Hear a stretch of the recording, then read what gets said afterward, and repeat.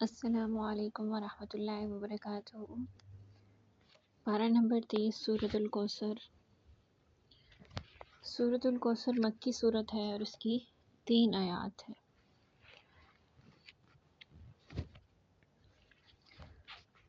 اس سورت کا نام کوثر اس کی پہلی آیت سے لیا گیا ہے، اور کوثر کا معنی ہے، کوثر بمعنی کثرت ہے۔ جیسے کہ ہم اردو میں ایک لفظ استعمال کرتے ہیں کثرت، تو اسی طرح جو ہے کوثر اسی سے ہے۔ کوثر کے جو معنی ابن کثیر نے بیان کیے ہیں وہ مطلب ہے کہ خیر کثیر۔ خیر کثیر یعنی کوثر کا جو معنی ہے خیر کثیر بیان کیا گیا۔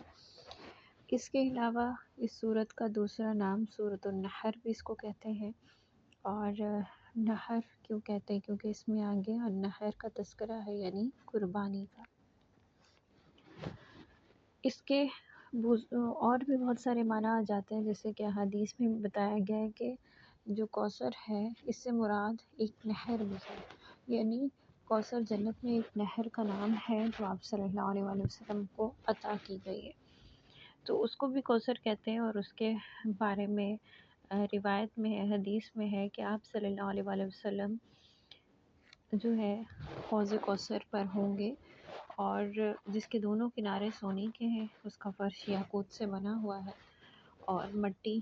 اس کی مٹی کستوری سے زیادہ خوشبودار ہے، اور اس کا پانی شہد سے زیادہ میٹھا اور برف سے زیادہ شفاف ہے۔ اور حضرت سہل بن سعد رضی اللہ تعالیٰ عنہ سے روایت ہے، وہ کہتے ہیں کہ آپ صلی اللہ علیہ وآلہ وسلم نے فرمایا، بے شک میں تمہارا حوض پر انتظار کروں گا، جو بھی میرے پاس آئے گا وہ اس سے پانی پیے گا، اور جو ایک مرتبہ اس سے پی لے گا وہ کبھی پیاس محسوس نہیں کرے گا۔ یہ تو ہو گئی خیر کثیر، یعنی جو آپ صلی اللہ علیہ وآلہ وسلم کو آخرت میں عطا کی گئی ہے۔ اس کے علاوہ جو دنیا میں خیر کثیر عطا کی گئی ہے، دنیا میں بھی بہت ساری خیر آپ صلی اللہ علیہ وآلہ وسلم کو دی گئی ہے۔ اگر اس سے مراد یعنی یہ جو انا اعطیناک کہ ہم نے آپ کو کوثر عطا کی یعنی خیر کثیر عطا کی، تو اگر اس سے مراد اخروی خیر کثیر لی جائے تو وہ حوض کوثر دیکھیں اگر وہ ہے، جس کے بارے میں اور بھی بہت ساری حدیثیں بہت سی روایات ہمیں ملتی ہیں۔ کہ ایک روایت یہ بھی ہے کہ اہل ایمان جنت میں جانے سے قبل آپ صلی اللہ علیہ وآلہ وسلم کے ہاتھ سے یعنی اس نہر سے پانی پئیں گے۔ اس حوض میں پانی جو ہے وہ اس جنت والی نہر سے ہوگا، یعنی جو جنت میں نہر بہتی ہے اسی میں سے آ رہا ہوگا۔ اب جو دنیاوی خیر کثیر اگر دیکھا جائے تو اس سے مراد ہے آپ صلی اللہ علیہ وآلہ وسلم کو جو نبوت عطا کی گئی، اس کے بعد جو قرآن جیسی نعمت عطا کی گئی، تو یہ بھی کیا ہے خیر کثیر ہے، بہت ساری خیر ہے، اور قرآن یہ بھی خیر کثیر ہے جو کہ اب تک ہمارے لیے آپ صلی اللہ علیہ وآلہ وسلم کی امت کے لیے بھی ہدایت کا ذریعہ ہے، خیر کا ذریعہ ہے، تو یہ بھی خیر کثیر ہے۔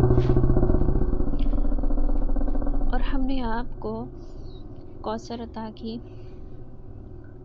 فصلی تو اپنے رب کے لیے، فصلی تو نماز پڑھیں، لربک اپنے رب کے لیے، وانحر اور قربانی کریں، یعنی جو نماز ہے وہ بھی اس میں اللہ تعالیٰ کے لیے بیان کیا گیا، اور قربانی یہ بھی صرف اللہ کے لیے۔ ہم نے آپ کو خیر کثیر عطا کی ہے، اور اسی طرح یعنی آپ صلی اللہ علیہ وآلہ وسلم کو جب خیر کثیر عطا کی ہے تو آپ صلی اللہ علیہ وآلہ وسلم کے ذریعے ان کی امت کو بھی خیر کثیر سے فیضیاب ہونے کا، مستفید ہونے کا ایک موقع حاصل ہے۔ تو یہ آپ صلی اللہ علیہ وآلہ وسلم کے لیے بھی آپ صلی اللہ علیہ وآلہ وسلم کی امت کے لیے بھی خیر کثیر ہے، ہم مسلمانوں کے لیے بھی ایک نعمت ہے کہ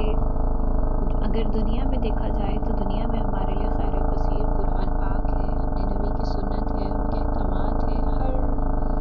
جتنی بھی یہ چیزیں ہیں ان میں بھلائی ہی بھلائی ہے، بہت زیادہ بھلائی ہے۔ تو اس لیے ہر مسلمان کو اس میں اپنے نبی کو کہا گیا ہے کہ فصلی تو آپ اپنے رب کے لیے نماز پڑھیں اور قربانی کریں۔ اچھا، قرآن کا ایک اصول ہے کہ قرآن میں جہاں بھی مخاطب نبی ہوتے ہیں تو وہ نبی صرف نبی مخاطب نہیں ہوتے، بلکہ نبی کے ذریعے سے امت کو بھی خطاب ہوتا ہے، یعنی آپ صلی اللہ علیہ وآلہ وسلم کو کوئی حکم دیا جا رہا ہے تو وہ آپ صلی اللہ علیہ وآلہ وسلم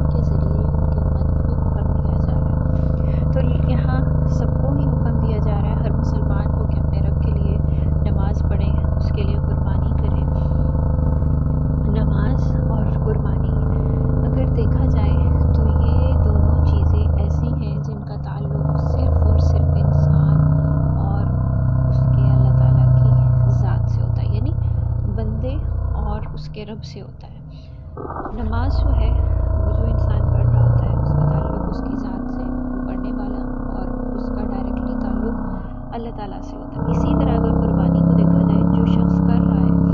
उसकी ज़ात और अल्लाह ताला की ज़ात से उसका एक ताल्लुक होता है कि वो जो सिर्फ अल्लाह के लिए कर रहा होता है। अगर फ़र्ज़ करें कुर्बानी जो है उसमें ज़रा सा भी नीयत में या फिर एक जो नीयत में ज़रा सा भी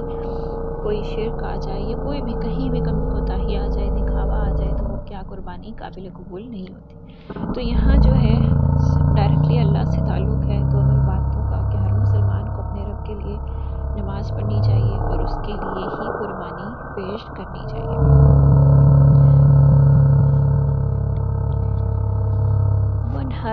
वनहर नहर अगर जो देखा जाए इस लफ्ज़ को, फसली तो यानी ये जो लफ्ज़ है इसको नमाज़ पढ़ने को कहा जाता है, रब्बी का यानी अपने रब के लिए नमाज़ पढ़ें। वनहर नहर करना, आपने एक लफ्ज़ सुना होगा नहर के असली माना क्या है? नहर हम अक्सर उर्दू में जो है अपनी लैंग्वेज में, अपनी ज़ुबान में, अपनी लुग़त में इस लफ्ज़ को इस्तेमाल करते हैं। हम ऊँट की कुर्बानी के लिए कहते हैं कि ऊँट को नहर करना। जब हम जानवर को ज़िबा करते हैं यानी जानवर को की कुर्बानी करते हैं तो उसके लिए हम ज़िबा का लफ्ज़ यूज़ करते हैं, इस्तेमाल करते हैं। लेकिन जब हम ऊँट की कुर्बानी वगैरह करते हैं तो उसके लिए हम अक्सर नहर का लफ्ज़ इस्तेमाल करते हैं। तो नहर किसको कहते हैं? नहर के जो असली माना है वो माना है कि ऊँट का जो हलकूम होता है उसमें नेज़ा या छुरी मारकर उसे ज़िबा करना, नहर उसको कहते हैं नहर करना। तो ऊँट के ज़िबा करने का जो तरीक़ाकार है वो भी यही होता है कि ऊँट जो है वो खड़ा होता है और उसके हलकूम जो उसकी रग होती है उसमें छुरी के ज़रिए से छुरी मार के उसको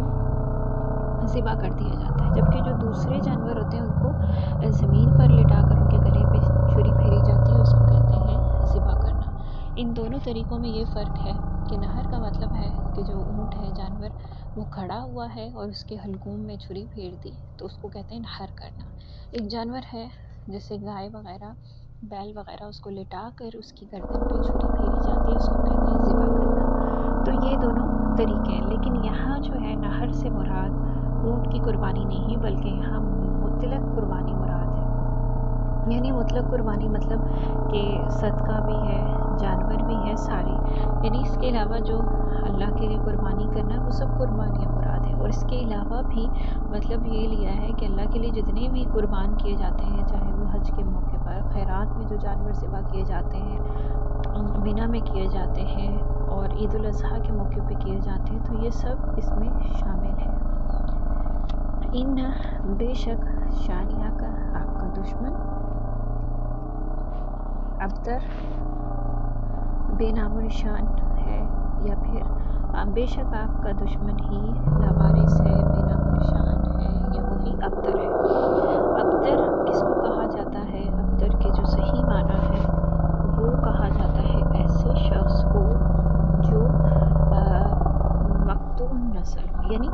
जिसकी नस्ल आगे ना बढ़ सकती हो, यानी उसकी ज़ात पर ही उसकी नस्ल का ख़ात्मा हो जाए, ऐसे शख्स को अरबिक ज़ुबान में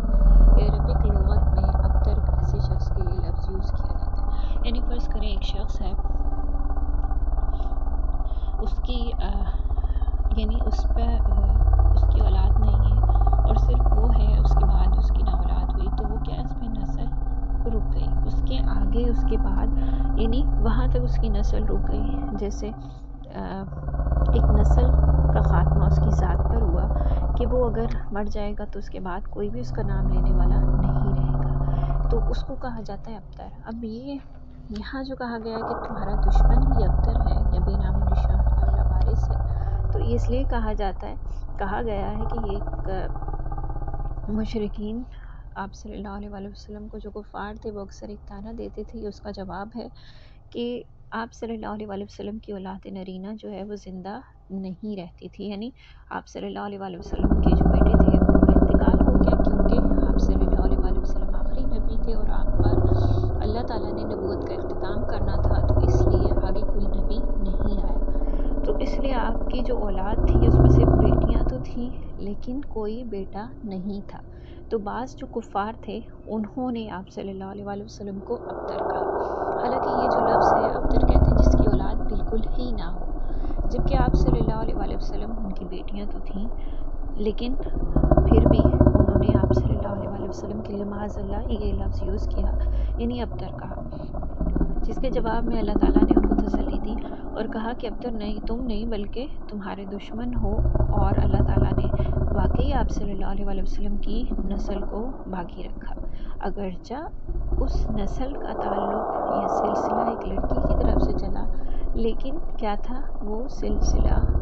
جاری رکھا اللہ نے۔ اور اس کے علاوہ اولاد کا مقصد کیا ہوتا ہے؟ اولاد کا مقصد یہ ہوتا ہے کہ انسان کے مرنے کے بعد یا اس کے گزرنے کے بعد اس کا کوئی نام لینے والا ہو۔ لیکن جو امت ہوتی ہے یہ بھی اولاد معنوی، یعنی ایک جس کو کہتے ہیں کہ امت، یہ بھی اولاد معنوی ہوتی ہے۔ اولاد معنوی حقیقت میں تو اولاد نہیں ہوتی، لیکن اولاد کی طرح ہوتی ہے۔ آپ صلی اللہ علیہ وسلم کی امت بھی ان کی اولاد معنوی ہی ہے، یعنی آپ صلی اللہ علیہ وسلم کے بعد اب تک جو آپ صلی اللہ علیہ وسلم کی امت ہے وہ آپ کا نام لینے والی ہے، آپ کی سنت کو فالو کرنے والی ہے، اور ہر چیز میں کیا ہے، محمد صلی اللہ علیہ وسلم سے محبت لگاؤ وہ دیکھا جاتا ہے۔ تو لہٰذا اللہ تعالیٰ نے آپ کے نام کو باقی رکھا ہے آپ کی امت کے ذریعے بھی، اور ایک حدیث میں بھی اس کا تذکرہ ہے کہ آپ صلی اللہ علیہ وسلم قیامت والے دن فخر کریں گے اپنی امت کی کثرت پر، یعنی آپ صلی اللہ علیہ وسلم کی امت چونکہ آخری امت ہے اور یہ بہت کثیر تعداد میں، یعنی بہت زیادہ تعداد میں ہوگی، قیامت تک آنے والے جتنے بھی لوگ ہوں گے اس میں امت محمدیہ بھی چلتی رہے گی، تو لہٰذا آپ صلی اللہ علیہ وسلم ان کی کثرت پہ فخر کریں گے، اور جتنی بھی امت ہے ان میں پوری دنیا میں نہایت عزت و احترام سے آپ صلی اللہ علیہ وسلم کا نام لیا جاتا ہے۔ تو لہٰذا اللہ تعالیٰ نے اس بات کو ثابت بھی کر دیا اور یہ کہا کہ یقیناً تمہارا دشمن ہی لاوارث اور بے نام و نشان ہے۔ اور جو کافر ہوتا ہے اس کا یہ حال ہوتا ہے کہ اس کے مرنے کے بعد اس کو کوئی بھی یاد نہیں رکھتا، بلکہ اگر ہم دیکھیں تو انسان جب مر جاتا ہے، اگر تو اس نے نیک اعمال کیا ہو تو پھر تو اس کا کسی اچھے عمل کی صورت میں ایک نام نشان باقی رہ جاتا ہے کہ لوگ اس کو یاد کرتے ہیں، لیکن یاد کرنے کا سلسلہ بھی ایک یا دوسری نسل تک ہوتا ہے، اس کے بعد وہ سلسلہ نہیں رہتا، لوگ بھول جاتے ہیں۔ تو لہٰذا یہاں یہ فرمایا کہ یقیناً تمہارا دشمن ہی لاوارث اور بے نام و نشان ہے، اور آپ صلی اللہ علیہ وسلم ابتر نہیں ہے۔ اب اگر اس صورت میں ہم کچھ سوالات دیکھیں گے حوض کوثر سے کیا مراد ہے، تو وہ میں نے وضاحت کر دی کہ حوض کوثر سے مراد وہ نہر ہے جو جنت میں بہہ رہی ہے، یعنی جنت میں بہتی ہوئی ایک نہر کا نام ہے کوثر۔ آپ صلی اللہ علیہ وسلم کو سورۃ الکوثر میں کیا خوشخبری دی گئی ہے؟ تو اس کا جواب کہ آپ صلی اللہ علیہ وسلم کو جنت میں، یعنی آپ صلی اللہ علیہ وسلم کو اللہ تعالیٰ نے تسلی دی ہے، اور جو کفار کا اعتراض تھا اس پر تسلی دی اور خوشخبری سنائی ہے کہ ہم نے آپ کو کوثر سے سرفراز کیا۔ اس کو سمجھیں اور یاد کریں، اللہ تعالیٰ ہمیں عمل کی توفیق دے، اور اللہ تعالیٰ ہمیں بھی آپ صلی اللہ علیہ وسلم کی شفاعت نصیب فرمائے۔ وآخر دعوانا الحمدللہ رب العالمین۔ السلام علیکم ورحمۃ اللہ وبرکاتہ۔ پارہ نمبر 30 سورۃ الکوثر۔ سورۃ الکوثر مکی سورت ہے اور اس کی 3 آیات ہیں۔